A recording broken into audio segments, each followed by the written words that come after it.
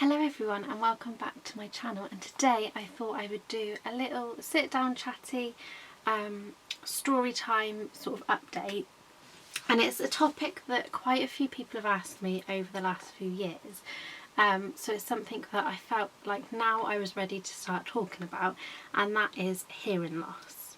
So for those of you that don't know, that maybe don't follow me on social media or haven't been on my blog where I've spoken about it, I have a moderate hearing loss.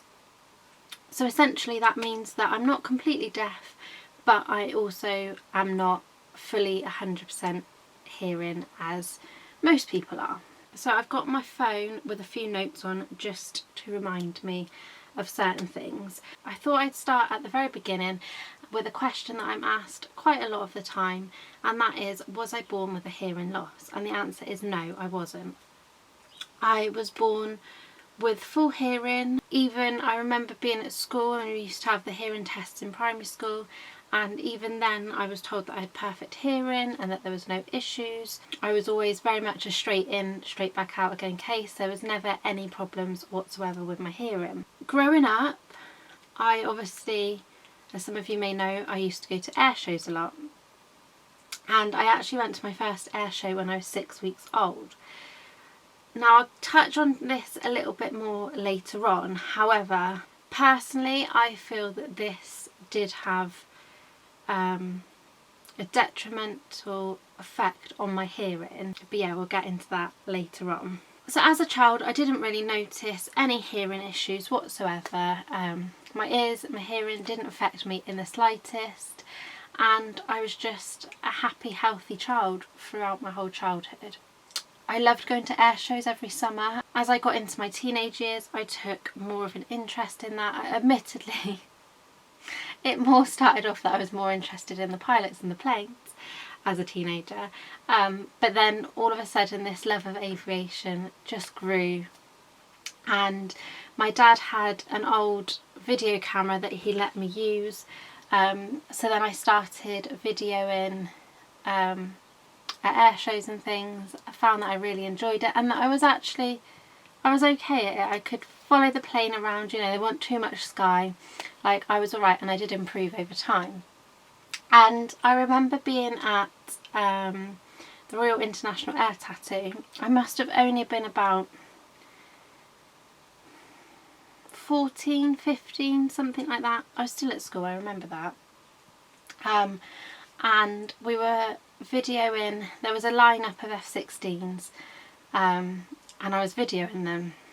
Dad was stood next to me taking photos, and this one started up at the other end, or at the other side of the runway, but I obviously was in direct line of it, and the noise was absolutely incredible. And I just remember my ears, they started off with a low rumbling,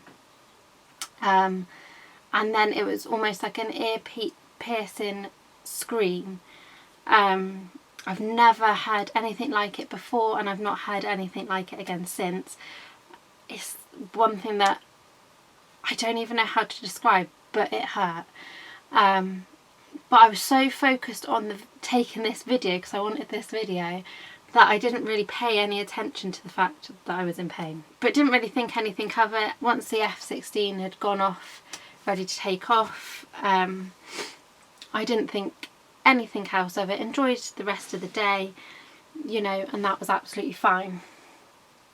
And then, as I always do with air shows, and I've been to some now, hence why I'm coughing, I always pick up some sort of cold, flu, I don't know what it is. I always end up with a sore throat and a cough whenever I come back from an air show. It's bound to happen, it always does. So I had a cold a few weeks later, or like the week later, and a few weeks later it was still there, slowly clearing up and everything. Just the usual. This is obviously pre-COVID, well before COVID, that's for sure. And I didn't really think anything of it, other than the fact that I wanted my cold to clear up because we were due to go on holiday. We were going to, where were we going? We were going to Crete, and so I didn't want to be on holiday poorly. I'd been through that before. I've had colds when I've been on holiday, and it's not nice when it's hot and stuffy. You don't want to be feeling ill. And it looked as if it had cleared up just in time to go away on holiday, so I was thankful for that. So we're on the plane, and there was already a bit of a confusion and stress anyway, because we got to the airport, we'd been allocated our tickets, and then we got to the boarding gate and we were told that our seats had changed. And not only that had our seats changed, but we were all to be split up. There was 4 of us. I was, like I say, I must have been 14, 15. I certainly was still at school. And they'd split us up, and not even just like rows behind each other. We were at different ends of the plane. So that caused stress anyway. I was stressed over that because I didn't want to spend all that length of time on my own when I still had a child's ticket. So yeah, so that was that. And then I managed to get over that. I had lunch on the plane. I read a bit of my book. I listened to music, just anything to try and distract myself. And we were just starting to start the descent into Crete. And you get the usual, your ears are feeling like they want to pop all the time. And everything, is quite quiet. But something felt a bit different. And as we were coming into land, I was swallowing, trying to sort my ears out and everything. And it just wasn't happening. Nothing was sorting it out at all. And all of a sudden, I had the most horrendous pain I think I've ever had. Especially in my head area anyway. And it was right behind my ears. Both ears as well, not even just one. Excruciating pain to the point that I was crying and I nearly screamed out, and I thought, I can't scream, mid-flight. It's probably going to terrify a lot of people. So I just sat there quietly in this pain and everything, and that was that. And then we come into land and everything still felt really quiet. Like I couldn't really hear, when you come into land you can normally hear things rattling around. I couldn't hear any of that. But I didn't think anything of it. Then I noticed that the seatbelt sign had gone off when we'd stopped. But I didn't hear that usual sound that you get. Again, thought, oh, maybe they've changed it. Maybe they've stopped the annoying sound all the time.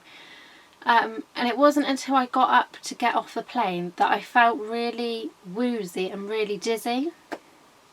And I was like, something's not right here. Like, I don't feel right.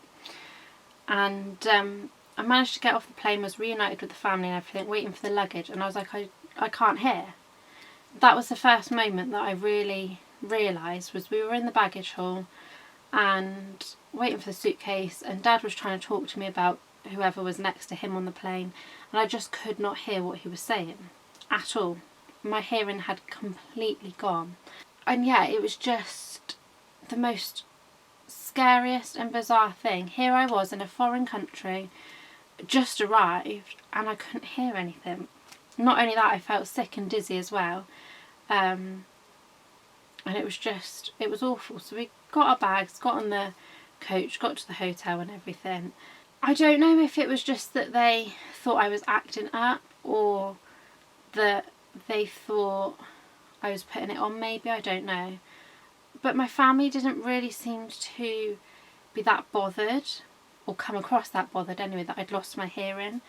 To start with, they just thought it was like the usual, your hearing's gone quiet because your ears need to pop kind of thing.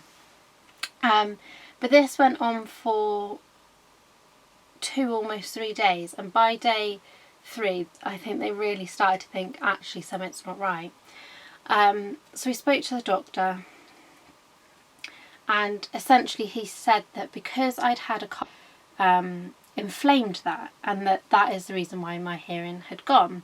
And he said that give it a couple of days and it should all clear up. He said just try and enjoy your holiday the best you can, and by the time you go home it should be fine, and hopefully you won't have it happen to you again on the flight.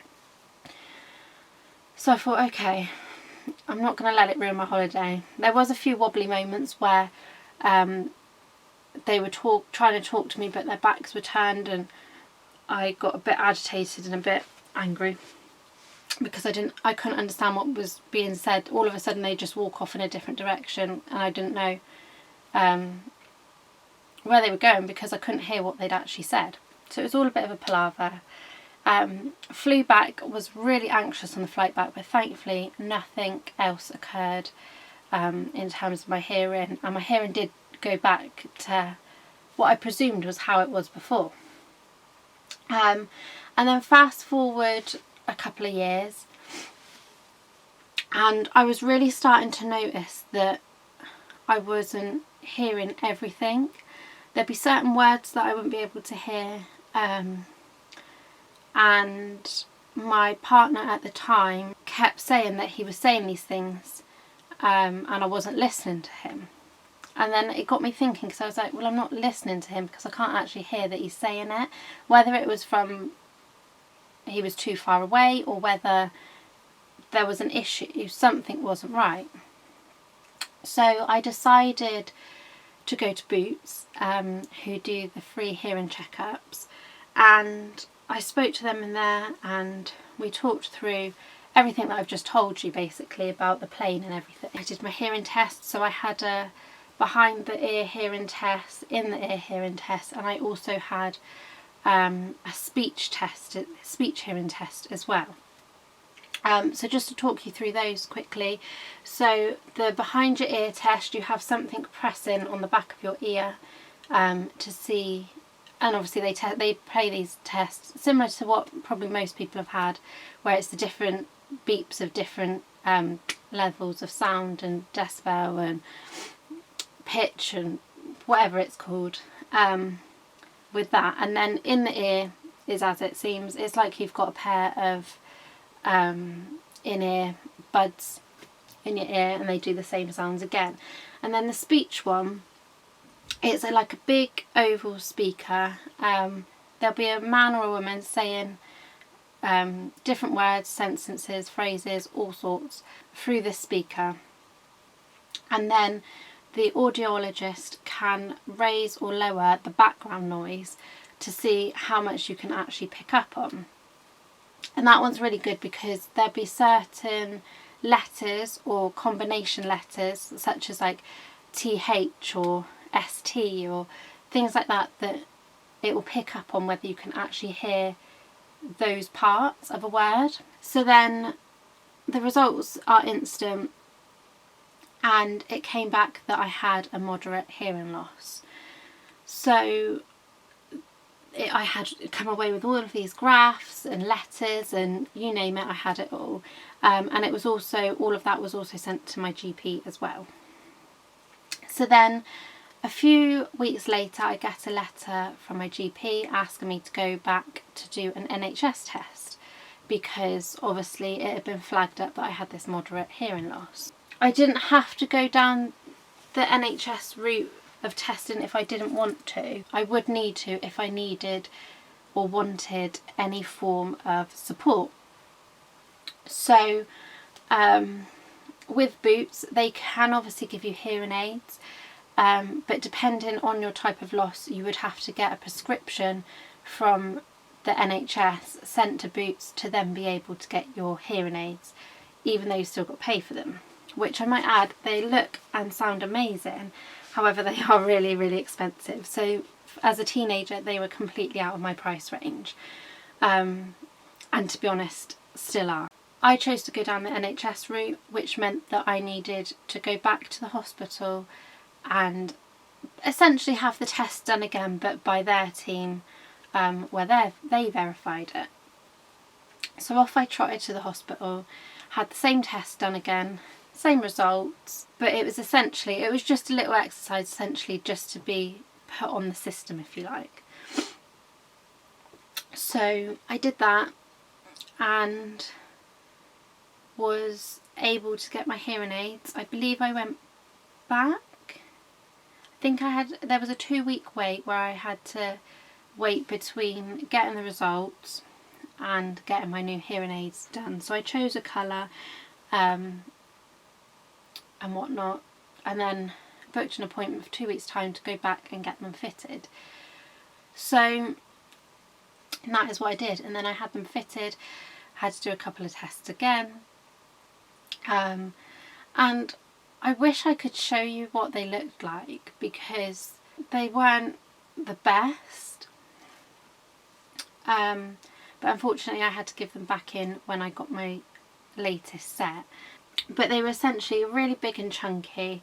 The domes on them, which is the bit that goes in your ear, so you've got, I don't want to take mine out, but you've got a dome, then you've got the wire or the tubing, which then goes into the hearing aid, and the domes were quite big, but they said that that was the smallest that they could offer me.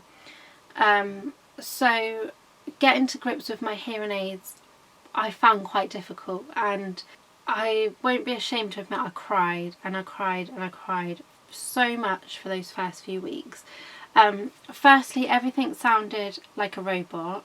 Nobody had an accent, an actual proper voice. Like, if somebody was stood behind talking to me, I wouldn't have known who it was, because I couldn't pick up on their voice, which doesn't sound that bad, but actually in reality it's quite a scary thought. Everything was disjointed, dogs barking, cars, everything was just, it sounded very robotic, and it was a scary time. In addition to that, because of how chunky the actual hearing aid bit was on my ear, it was rubbing, and I'd had, at the top of my ear, I ended up with blistered ears, which was so painful, because that's an area that doesn't really, get a lot of damage. You might have sunglasses on there that might rub, or like a hat or something, but on the whole that's an area that's usually quite well protected. So yeah, so that was that. And then I think the worst bit for me was the actual domes, because the domes were so big, it blistered the inside of my ear, so my ear canal or tunnel, whatever you want to call it, and it blistered in there. So I had these hearing aids that I needed, but at the same time I couldn't physically get them in because my ears were so swollen. So it definitely took a lot of getting used to, but I did get there eventually, and there were still some things that I had to get to grips with. So for example, being on the phone was something I always struggled with, even before I had hearing aids. But I had to relearn how to use a phone if I was going to, answer a phone call, because I couldn't put the phone, if I do it on this one, I couldn't put the phone up to my ear like I would normally. You had to put it up to the hearing aid. So it was all a bit of a learning curve with that, and it took several months to get used to it, but I did get used to it, and I did find that they did really help as well. Battery wise, I don't think I've got any here, but they had the little round batteries, and they used to last a week. So I used to try and time it that I could change the batteries every Friday, because I never used to work on a Friday, so it meant that if I could last all week when I was at work, and then on the Friday change them, it would last for the following week, and that worked really well for quite a while. So then fast forward to, it was either earlier this year or late last year, I think it was January, January or February, something like that. I was recalled because it had been 3.5 years since I got those hearing aids, and I needed to go back and have another hearing test on the NHS. So I went back, had the same tests again, and it was discovered that my hearing had got slightly worse, but not worryingly worse. So it was still classed as moderate, and they were quite happy with the amount of loss that I'd had between the two tests. They said that, that was an okay amount to lose. So I did feel a bit more positive about that, because certain people had said that my hearing was worse, it was getting a lot worse. and things like that. So I was a bit panicked going into that. So to find out that not much had changed, I was very relieved to hear that. So then I got to get my new hearing aids, which is what happens after you're 3 to 3.5/4, depending on if there's a pandemic. Yeah, between those years. So I had my new hearing aids. And the good news is that they changed them. So I will just take these ones out because I'll cover up the tube and everything. But if I just show you, I don't know, is it going to focus? But this is the size. So they are a lot smaller. The other ones were like out here. Which way am I going? There. The other ones were like out here, they were massive. Whereas these are a lot smaller, a lot more compact and manageable. And the great news is that they are Bluetooth, so it means that I can go on my phone, and it's got an app that comes with it. It's all very modern technology. Helps if I've not got my phone on flight mode. So yes, they're Bluetooth, so it means that I've downloaded an app. It's a certain app that you have to have with them,